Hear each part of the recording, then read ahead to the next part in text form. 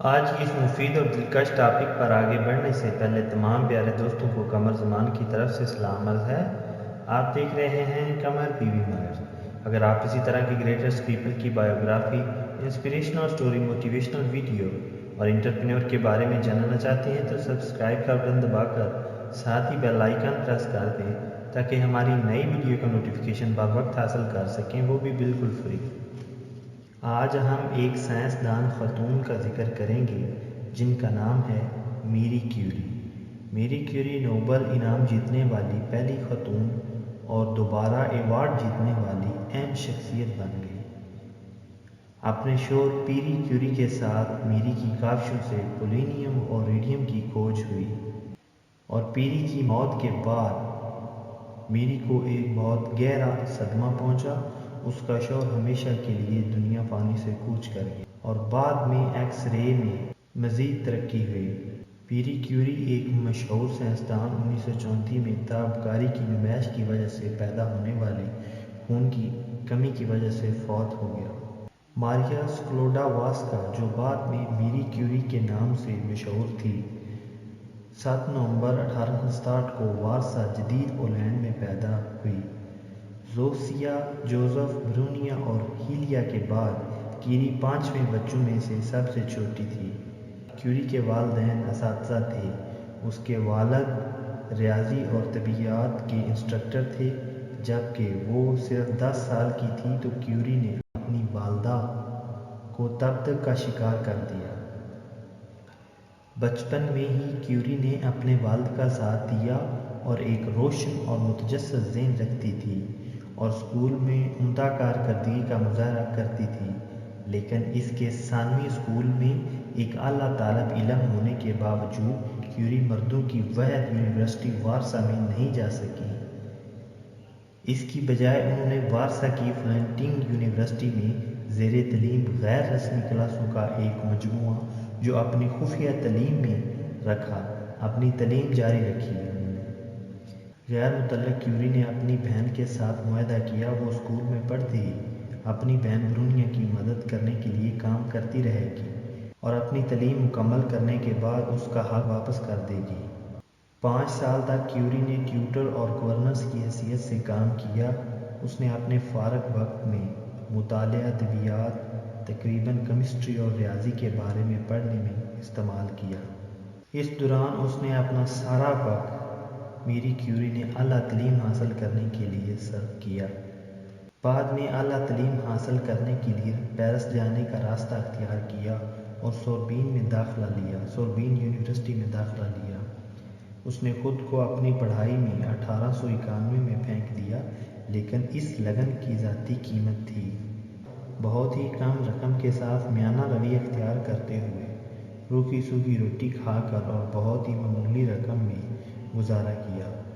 کبھی کبھی صورتحال اس طرح کی بن جاتی، بھوک کی وجہ سے نڈھال ہو کر بیمار ہوتی اور ڈاکٹر کے پاس جاتی تو اس سے پوچھتی کہ مجھے کیا ہوا ہے۔ سردی کی راتوں میں آگ جلانے کے لیے کوئلہ نہ ہوتا تو اپنے سارے گرم کپڑے اوپر لے لیتی۔ بہت ہی مشکل سے ان دنوں میں گزارا کیا۔ مکھن اور بریڈ کے ساتھ ہمیشہ گزارا کرتی۔ جو کھانا بنانے میں ٹائم صرف ہوتا اور پڑھائی کے علاوہ جو بھی ٹائم صرف ہوتا، میری کیوری کے ریلیٹڈ وہ وقت ضائع ہو جاتا تھا۔ ایک دوسرے سے سرشار تھے۔ پہلے میری اور پیری نے علیحدہ منصوبے پر کام کیا، لیکن میری نے ریڈیو ایکٹیویٹی کو دریافت کرنے کے بعد پیری نے اپنی تحقیق میں اس کی مدد کے لیے اپنا کام ترک کر دیا۔ میں، میری اور پیری نے ایک بیٹی ایرنا کا استقبال کیا۔ 1904 میں اس جوڑے کی دوسری بیٹی ایون تھی۔ 1897 میں رونیا جولیٹ کیوری نے اپنی والدہ کے نقش قدم پر چلتے ہوئے 1935 میں کیمسٹری میں نوبل انعام حاصل کیا۔ جولیٹ کیوری نے اپنے شوہر فریڈرک جولیٹ کے ساتھ یہ اعزاز نئے تابکاری عناصر کی ترکیب پر کام کرنے پر بانٹ دیا۔ کیوری نے اپنی مشہور ماں میڈم کیوری سے وابستہ کئی سوانح حیات میں سے پہلی تحریر کی، جو چند سال بعد 1937 میں ایک فیوچر فیچر فلم بن گئی۔ ولیم روینٹجن نے ایکس رے کا وجود دریافت کیا، حالانکہ ان کی پیداوار کے پیچھے میکانزم ابھی تک نہیں سمجھا گیا تھا۔ میں ہنری بیکردل نے دریافت کیا کہ یورینیم نمکیات سے ایسی کرنیں خارج ہوتی ہیں جو ان کی تیز طاقت میں 1896 ایکس رے سے مشاہدہ رکھتی ہیں۔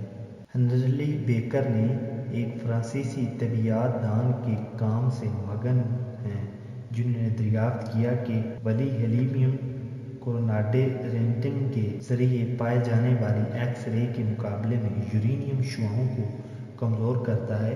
کیوری نے اپنا کام چند قدم آگے بڑھایا۔ کیوری کے منظم مطالعہ میں دو یورینیم معدنیات پچپلینڈا اور ٹرپونائٹ، جس کو چاکلیٹ بھی کہا جاتا ہے، شامل ہیں۔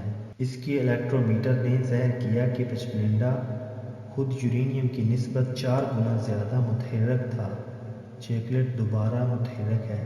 کیوری نے یورینیم کی کرنوں پر اپنے تجربات کیے اور دریافت کیا کہ وہ مستقل رہے، چاہے یورینیم کی حالت یا شکل سے قطع نظر وہ کرنیں جو وہ نظریہ کرتی ہیں عناصر کی جوہری ڈھانچے سے آئی۔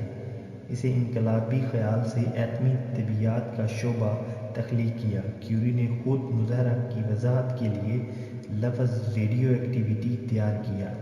پولونیم اور ریڈیم معدنی پچپلینڈا کے ساتھ کام کرتے ہوئے اس جوڑے نے 1898 میں ایک نیا تابکاری عنصر دریافت کیا۔ انہوں نے کیوری کے آبائی ملک پولینڈ کے بعد پولونیمیا عنصر کا نام لیا۔ دسمبر 1898 کو کیوری نے ایک دوسرے عنصر کا وجود کا اعلان کیا جسے انہوں نے ریڈیم کے نام سے لاطینی چھپی لفظ رے سے منسوخ کیا۔ ان کی تحقیق کے دوران انہوں نے لفظ ریڈیو ایکٹیویٹی بھی تیار کیا۔ اور 1902 کے درمیان کیوری نے مشترکہ طور پر یا علیحدہ طور پر شائع کیا مجموعی طور پر 32 سائنسی مکالمے جن میں یہ اعلان کیا گیا تھا کہ جب ریڈیم کے سامنے مریض ٹیومر بنانے والی خلیات صحت مند خلیات سے زیادہ تیزی سے تباہ کر دیں گے۔ دسمبر 1903 میں Royal Swedish academy of sciences نے پیری کیوری اور جو اس کے ہسبینڈ میری کیوری اور ہنری بیکر کو فزکس میں نوبل انعام سے نوازا۔ پروفیسر ہنری بیکردل کے ذریعے دریافت ہونے والی تابکاری کا مظاہرے پر ان کو مشترکہ تحقیقوں کے ذریعے انہوں نے جو مشترکہ تحقیق کی ہے اس کے اعتراف میں نوبل پرائز سے نوازا گیا۔ کیوری نے ریڈیم اور پولونیم کی دریافت کرنے پر اس بار کیمسٹری میں اپنا دوسرا نوبل انعام جیتا، جبکہ اسے 1911 میں اکیلا انعام ملا تھا۔ اس نے اپنی قبولیت لیکچر میں اپنے مرحوم شوہر کے ساتھ مشترکہ طور پر اس اعزاز کو بانٹ لیا۔ ایوارڈ کی رقم سے کیوریوں کو اپنے پہلے لیبارٹری کے معاون کی خدمت حاصل کرنے کی اجازت ملی۔ میری کو 1906 میں زبردست نقصان اٹھانا پڑا جب پیرس میں گھوڑے سے کھڑی ویگن کے سامنے حادثاتی طور پر قدم رکھنے کے بعد پیری اس دنیا سے ہمیشہ کے لیے چلا گیا۔ اس کے بعد زبردست غم کے باوجود اس نے سوربین میں اپنی تدریس پوسٹ سنبھالی اور اس ادارے کی پہلی خاتون پروفیسر بن گئی۔ میری کیوری کا اپنا شوہر کے سابقہ طالب علم سے تعلقات عام ہو گیا اور 1911 میں کافی شہرت ملی۔ میری کیوری کا اپنے شوہر کے سابقہ طالب علم سے تعلقات عام ہو گیا اور 1911 میں کافی شہرت ملی۔ ریڈیو لاج سروسز ڈائریکٹر بن گئی اور فرانس کا پہلا فوجی ریڈیولوجی مرکز قائم ہوا۔ وہ ریڈیو کراس ریڈیو لاج سروسز کی ڈائریکٹر بن گئی اور فرانس کا پہلا فوجی ریڈیولوجی مرکز قائم کیا جو 1914 کے آخر تک چل رہا تھا۔ جنگ کے بعد کیوری نے اپنی مشہور شخصیت کو اپنی تحقیق کے آگے بڑھانے کے لیے استعمال کیا۔ ریڈیم خریدنے اور ریاست۔ جنگ کے بعد کیوری نے اپنی مشہور شخصیت کو اپنی تحقیق کو آگے بڑھانے کے لیے استعمال کیا۔ وہ ریڈیم خریدنے اور میں ریاست متحدہ کا وارسا میں ریڈیم ریسرچ انسٹی ٹیوٹ قائم کرنے کے لیے 2 مرتبہ سفر کیا۔ کیوری کا انتقال 4 جولائی 1934 میں اپلاسٹک انیمیا کی وجہ سے ہوا، جو خیال کیا جاتا ہے کہ یہ تابکاری کے طویل عرصے تک نمائش کی وجہ سے ہے۔ وہ اپنی لیب کوٹ کے جیب میں گردے کے ریڈیم کے ٹیسٹ ٹیوبز ساتھ لے جانے والے تھے۔ تابکاری مادوں کے ساتھ کام کرنے والی ان کی کئی سالوں نے ان کی صحت کو بری طرح متاثر کیا۔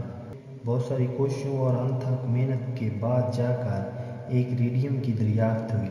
کہتے ہیں کہ اگر ایک ماں کی سوچ بدل جائے تو کئی نسلوں کو سنوار دیتی ہے۔ میری کیوری نے خود بھی نوبل پرائز جیتا اور اس کی 2 بیٹیوں نے مختلف شعبہ جات میں بھی جیتا۔